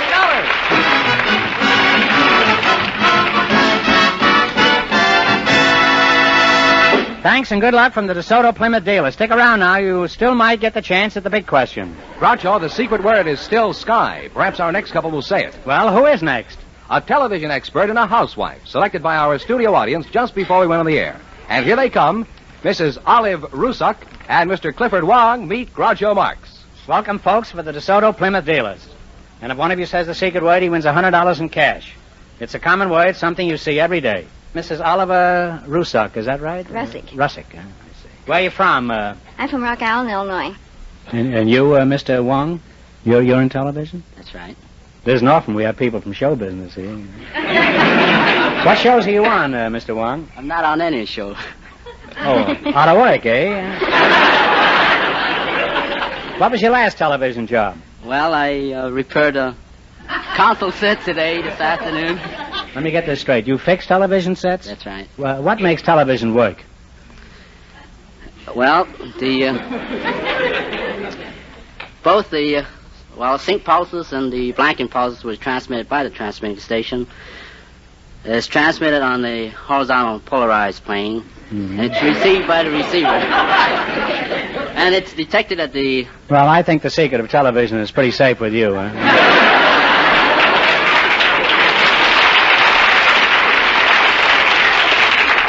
Mrs. Russick, let's forget the whole thing. What does your husband do, Mrs. Russick? He's an ex-musician. An ex-musician? Mm-hmm. We've got 15 of them back here. Good place for him to join, wouldn't it? What do you mean he's an ex-musician? Does he make a living not playing an instrument? Yes. What does he do now? He's working for the school board now. Does he play xylophone or anything? Oh, no. Once in a while. What did he play before? He played a banjo. Did he woo you with the banjo? Uh-huh. How? Well, and that isn't how I met him. My father lived on a farm, and I was visiting him, and I wanted to learn how to drive the car, but he didn't want to teach me, so he was taking a nap, and that afternoon, he was going to have this young lad come and help him with the haying. And this is the Eddie Peabody character. Yes. So when he came and my father was asleep, he decided he might as well take a nap, too, so he crawled up on the haystack.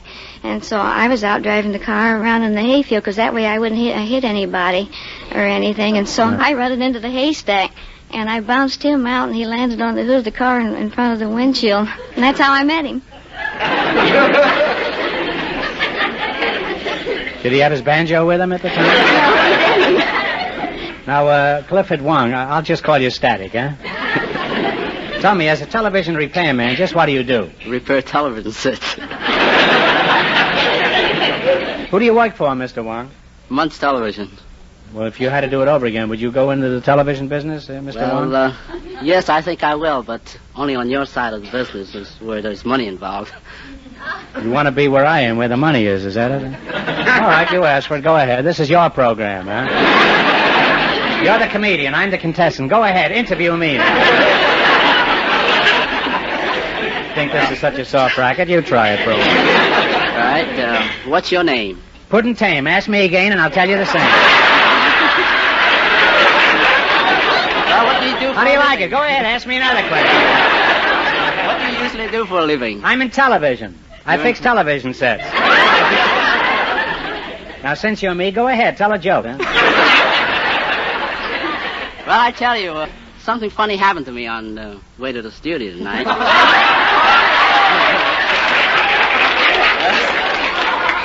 Well, there's going to be a lot of radios going to need fixing after this. Well, Go ahead, shoot, Mr. Wong. Well, on my way to the studio tonight, a man stopped me. Uh-huh. He says, could you let me have 30 cents so I could be with my family? Feeling sorry for the man, I handed him 30 cents. I said, where is your family? This is the answer he gave me, in the movies.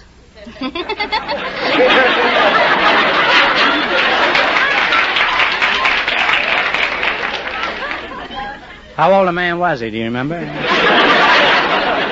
I don't. What was the movie? Do you remember that? Tell me. Now, you were going to tell us a joke. Go ahead with the joke. Huh? That is a joke. That's the joke? Okay, have it your own way. Huh? What do you do for a living? I repair television sets. Well, stick to it. That's where the big money is. Huh? Well, after talking to you two, I'm convinced television is still around the corner. Now, let's see if you can run your $20 into more than the other two couples and get a crack at the DeSoto Plymouth $1,500 question later. I can't tell you how much they won, but George Fenneman is off stage to remind our listeners. The policeman and the librarian won $160. Here we go. Let's see how high you can build your $20. What question category did you select? A. Music by Jimmy McHugh. Is that right? And how much are you going to risk? Shall we bet 10? Talk right up into the microphone now, 10. because Bing $10. Crosby is listening, and we don't want old Baldy to miss anything here. You're going to bet $10. Here's your first question. Jerry Fielding plays. You give me the name of the song. Play, Jerry.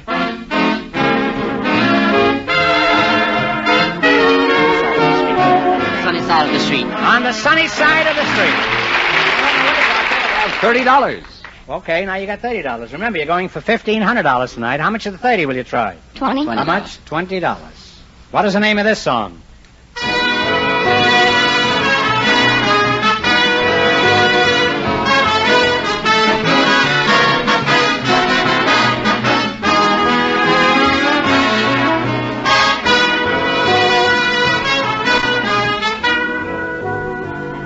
What is the answer you two have decided upon, huh? Take a Something stab about at the it. sky, isn't it?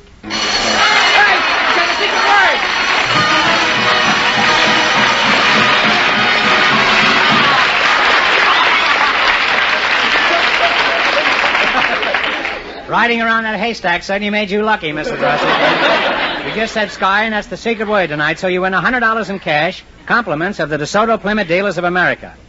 By the way, the name of that song is I Feel a Song Coming On. They have practically nothing outside of that $100. $10, Groucho. You've sunk down to $10, and here's your third question. How much of the 10 are you going to bet? I will bet $5. $5. Give me the title of this McHugh song. Okay, Jerry? Don't blame me. Don't blame me. $15, Groucho. Now you're riding down the roller coaster. You got 15 smackers. Here's your last chance to beat the other couples. How much will you bet? Let's bet it all. Here we go. What's the name of this song? I can't give you anything but love, baby. Love. And they wind up with $30.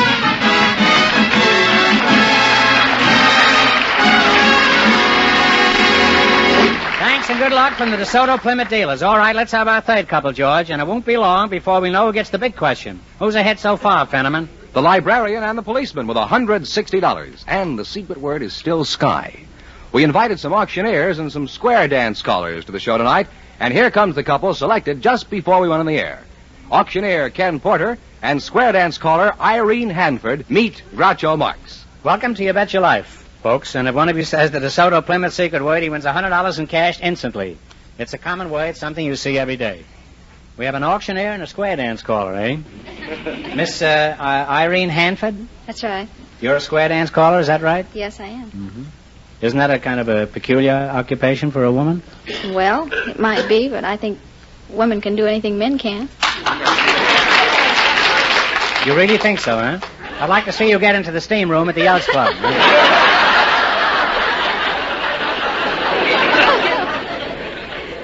Where are you from, Irene? Los Angeles. And are you married? No, I'm not.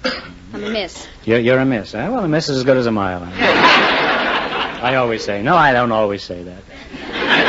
In fact, I never say that. I haven't said that in years.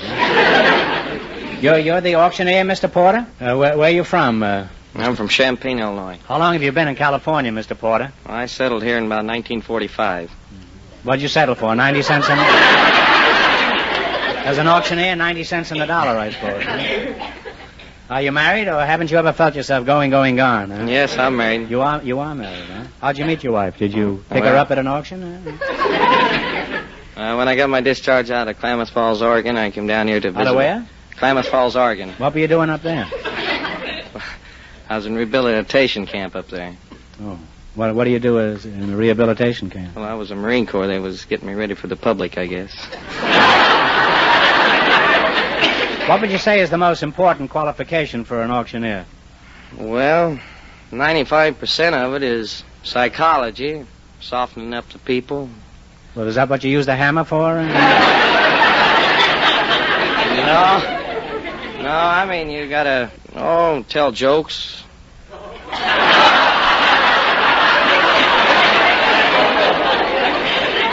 I'm still trying to recover from the last joke. Okay, let's hear one of the jokes, Just a small one now. Say about a $2 purchase, huh? I don't mean that. I mean, you got to soften the crowd up, not with a joke, but sort of in a saying, like if they're not bidding.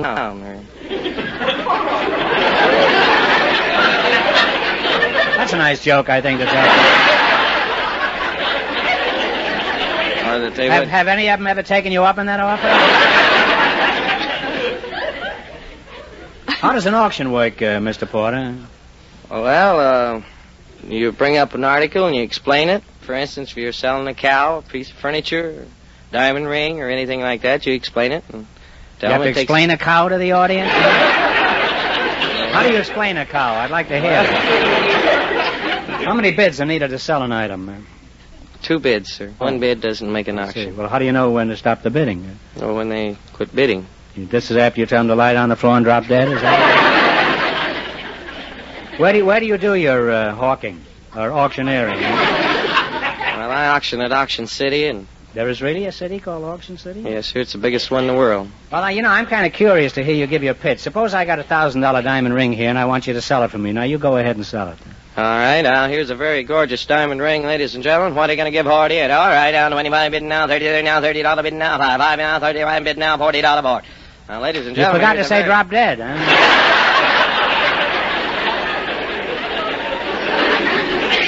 I notice you raise your hand when you're doing that chanting. Why do you do that? Do you want to ask a question? No. It helps you pick up bids. Oh, I thought maybe then you want to go to the bid room, huh?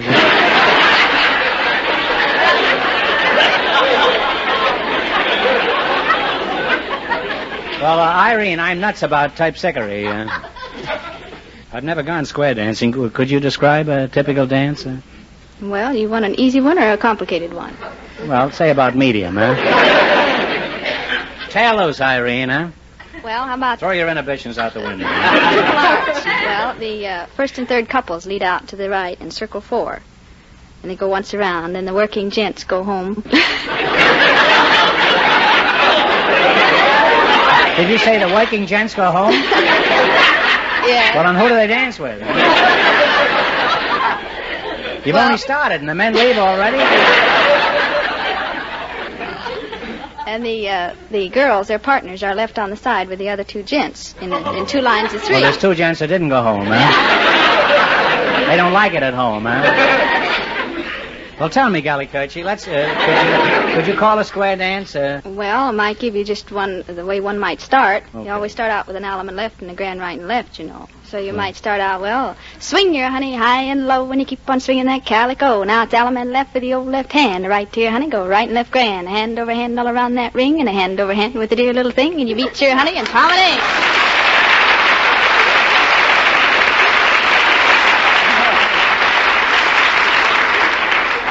That's pretty good. I kind of like that, huh? Now, suppose you wanted to set up an auction across the street from a square dance. And you wanted to take that crowd away from it. Now, how about you, starting your auction and you do your square dance, and let's see how the two of them go. Now, 1, 2, 3, go! All right, now, 75 bid now, $80 board, $80 bid now. Quiet, quiet! If anybody wants to make a phone call, this is the time to do it, right? Well, I've learned a lot about America tonight, and it won't be long before we're investigated. Now, you're going to play the DeSoto Plymouth game, you bet your life. If you beat the other couples, you'll get a crack at the $1,500 question. I can't tell you how much they won, but George is off stage to remind our listeners. The policeman and the librarian are still ahead with $160. Here we go. You have $20. Let's see how high I can build you $20. You selected famous animals as your category. Okay, how much of the 20 you're going to try? And talk right into the microphone and loud. $10. What animal do you associate with Lady Godiva? Horse. A horse is correct.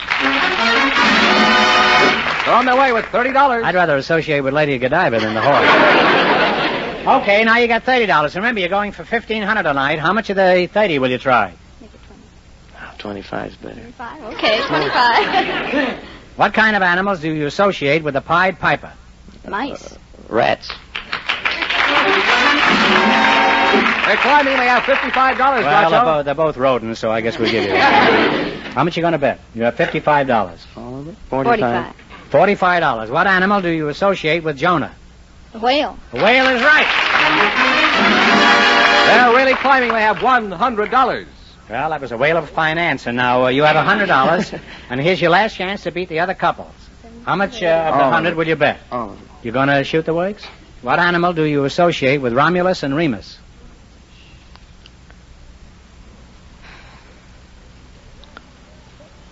Wolf. A wolf is right.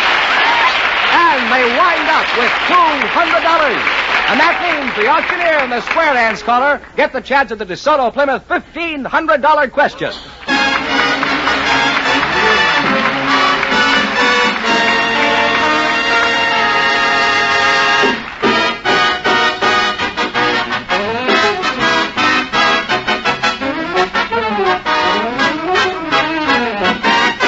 If you're thinking of buying a new car, remember this.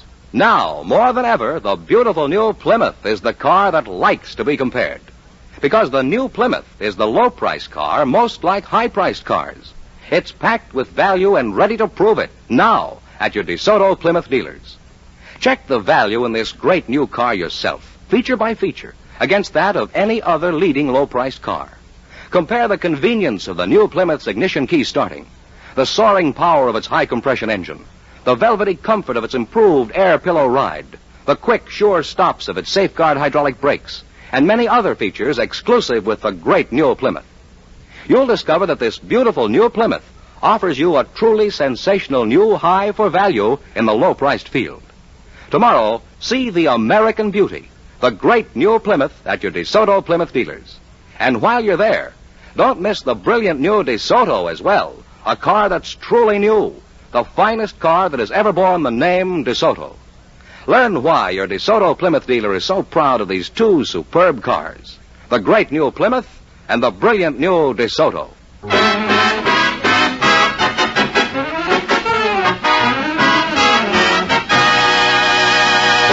And here is the auctioneer and the square dance caller, the winning couple, all ready for the DeSoto Plymouth $1,500 question, Groucho.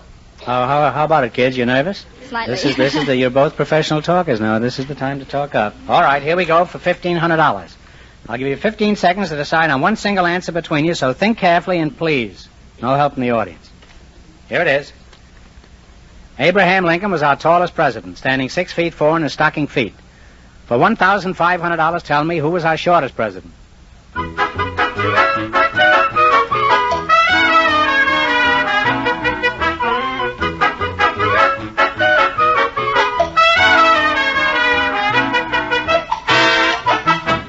What's the answer you two have decided upon? Ulysses Grant? No, I'm sorry. It was James Madison, who was 5 feet 4. So that means the big question next week will be worth $2,000. Well, you lost the big money, but you won $200 in the quiz. Congratulations, and thanks to both of you.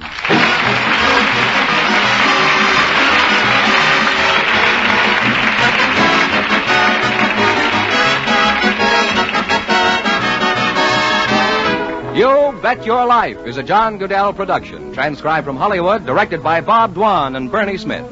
Music by Jerry Fielding. Be sure to tune in again next Wednesday night at this time for the Groucho Marx Show, You Bet Your Life, presented by the more than 3,000 DeSoto Plymouth dealers of America. And remember, all dealers who sell DeSoto also sell Plymouth. Two great cars, both products of the Chrysler Corporation. And don't forget, next week the big question will be worth $2,000. Well, it's almost time for Bing Crosby, so good night, folks. And remember, just be sure to see your DeSoto Plymouth dealer.